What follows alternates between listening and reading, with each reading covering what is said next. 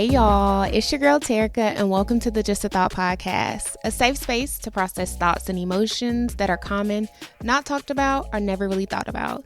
Let's allow the most authentic parts of ourselves to be seen as the love and guidance of God reveals and heals.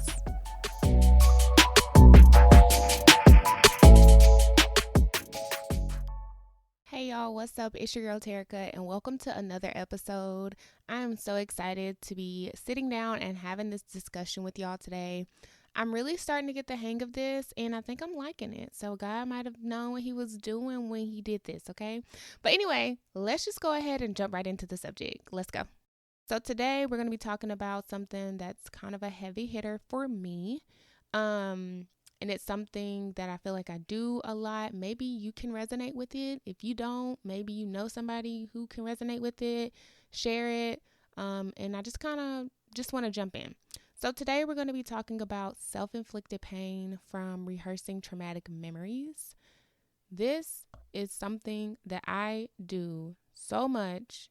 And if I'm being very honest, it has caused me more pain sometimes than the traumatic event itself, which is crazy to think about, but so many times I have allowed myself or forced myself to stay within a traumatic event because I refuse to let the memories go. Maybe your traumatic event was from heartbreak, rejection, bad choices, whatever your traumatic event was, that thing has come and it has gone. And I think it's important that we allow ourselves to also move, okay? There has to be movement after the traumatic event. So something that I really had to come to terms with of me allowing myself to stay put is that in reality, it's like I'm almost begging for the traumatic event to happen again and again and again and again by constantly thinking about it. And you may hear somebody else say that and it may be like, why would you do that to yourself? Like, that thing happened and you don't have to stay there. You can move forward. You can move on. And it's so easy for us to tell other people that, but why can't we be that kind and generous to ourselves? So maybe you're like me. Maybe the way you rehearse or have self-inflicted pain from rehearsing memories is that you try to comb through memories to find one that will make you feel closer to the situation that has already left. Or maybe you comb through memories trying to find one that will hurt the most because that's what you feel like you deserve, or you feel guilty because maybe you did play a part in it, or maybe you're trying to put the pieces together of like, how could this have happened to me? So let me think about like, maybe what did I say or what did I do? Or when they said that hurtful thing, like, did I deserve it in that moment? Like, let me try to figure that out. And the truth is, it was traumatic enough. And I know I keep saying that, but like, it really was traumatic enough. For example, for me, I'm just going to be very honest about my situation. I went through a little heartbreak situation. I remember like praying to get out of that situationship. My friends praying for me to get out of that situationship. And then I finally like let it go. And I was like, oh my gosh, I feel so amazing. Like, this is great. And then it was like I found myself in a place of where I don't think that I had fully taken on the responsibility that I played in starting my healing journey, the true healing journey. So I found myself replaying memories because dare I not say that I missed this person or that I want to be back with this person, because like I have prayed to get out of it and God has shown me that this isn't what I'm supposed to be in. So dare I not say that I want to go back. But my memories were never given the chance to recalibrate. They were never given the chance to heal.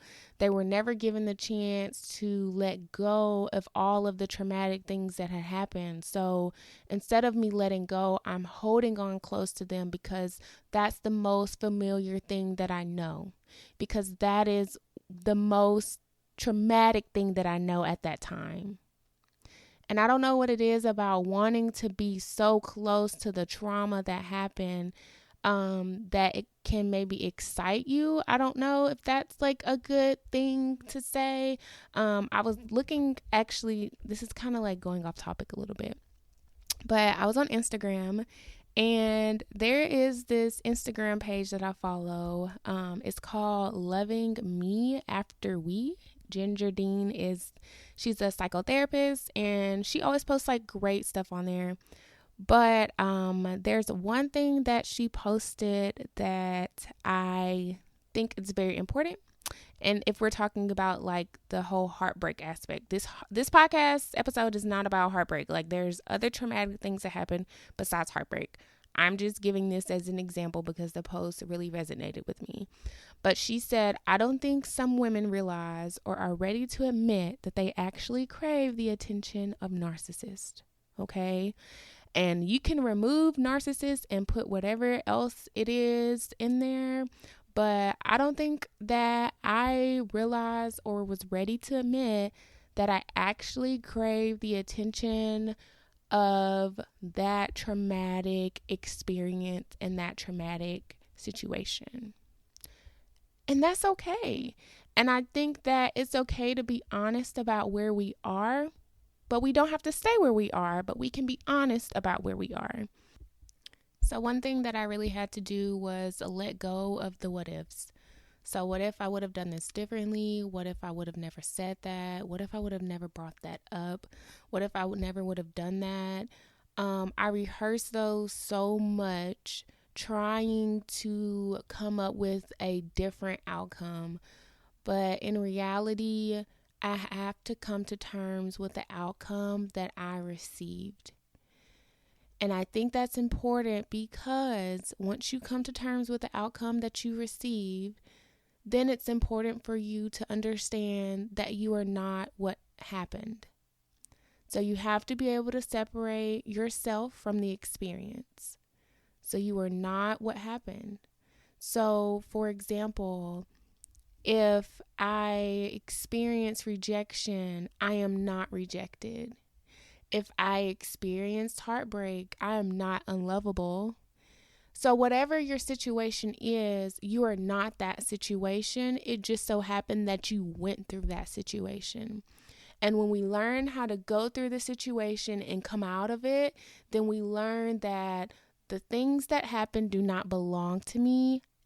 It happened, but they don't belong to me. And there is something on the other side of the situation. So a question that I want to ask you is, what has self-inflicted pain of rehearsing memories robbed you of? Is it time? Is it dedication and focus to other things? Is it missed moments with people that truly care about you and love you and who want to be there for you and who try to show up for you, but you have no space to receive them because you were too focused on trying to hold on to what happened? Is it missed opportunities or opportunities that you refuse to take because you have no capacity to take them? Or is it just simply new memories that are waiting to help your brain rewire and to help you understand that you are not what happened to you and that you can move forward? So I just want to kind of give you some things that you can maybe implement or think about doing to help you break that cycle of self-inflicted pain and to help you to finally be kind to yourself and move forward towards healing. So first, I want you to understand that you have to forgive yourself for holding your thoughts and emotions hostage. Okay, it's time to let them go, but you can forgive yourself for that. The next thing is that I want you to know that you don't have to do this process alone. Don't be afraid to seek help from a professional. I have a therapist that I love and adore, and she helps me through a lot of different things. And maybe you don't have the finances to get help from a professional. I completely understand. Maybe there's someone in your life that you truly do trust, and maybe you just haven't expressed to them how deep the traumatic event is for you and how it has taken a toll on your thoughts and your emotions. And maybe if you would have that conversation with them, they would be willing to kind of help you and walk you through that so that you know that you're not alone. But most importantly, I think that it is so important for us to take time and to pray and ask God to start the healing process within us. And like I had said earlier, when I had ended or when I came out of that situationship, I thought that I was great. I thought that I was fine. I was happy that I finally let that go, but I had not given myself the space to truly start the healing process, let alone to include God in the healing process. So I think it's important that we pray and ask Him to start the healing process and show you how to be kind to yourself. Because if you are someone like me that has done this repeatedly over and over, no matter the type of situation, but you find yourself always doing this, then maybe you have kind of lost the idea or lost the way of how to be kind to yourself. And so ask God to bring it back to your remembrance, or ask God to show you if you've never truly gone through a process of being kind to yourself. So I want to give you some verses that I think you can meditate on, and ask God to give you some other verses or some sermons, or seek help from your church if you do have a church home. But I want to read Isaiah 43:18-19. It says, "Remember not the former things, nor consider the things of old. Behold, I am doing a new thing. Now it springs forth. Do you not perceive it? I will make a way in the wilderness and rivers in the desert." God does not want you to hold on to memories that continuously tear you down, break you down, and keep you in the space that He intentionally removed you out of. That is not Him, and you do not have to stay there. You can come out. So forget the former things. I promise you, what you experienced during that time, you did not experience the best that you will ever experience, okay? You did not lose the best that you have ever had. God has so much more in store for you and so much greater for you. But we have to do our part and let go, so that He can renew our minds, and so that He can give us new things to think about, new memories to make, and experience great joy and peace through Him. So along with the fact of He'll give us new memories and new things to think about, let's flip over to Philippians 4:8. You may say, well, what do I think about if I'm not thinking about this? Because I've thought about it for so long and I don't know really what to think about, and I don't know how to change my thoughts. It's important that we self-redirect instead of self-inflict. So Philippians 4:8 reads, "Finally, brothers, whatever is true, whatever is honorable, whatever is just, whatever is pure, whatever is lovely, whatever is commendable, if there is any excellence, if there is anything worthy of praise, think about these things." So like I said, you may feel like, well, I don't have really any of those memories on the forefront of my mind. The same way that you were digging for memories to hurt you, dig for memories that will lift you up.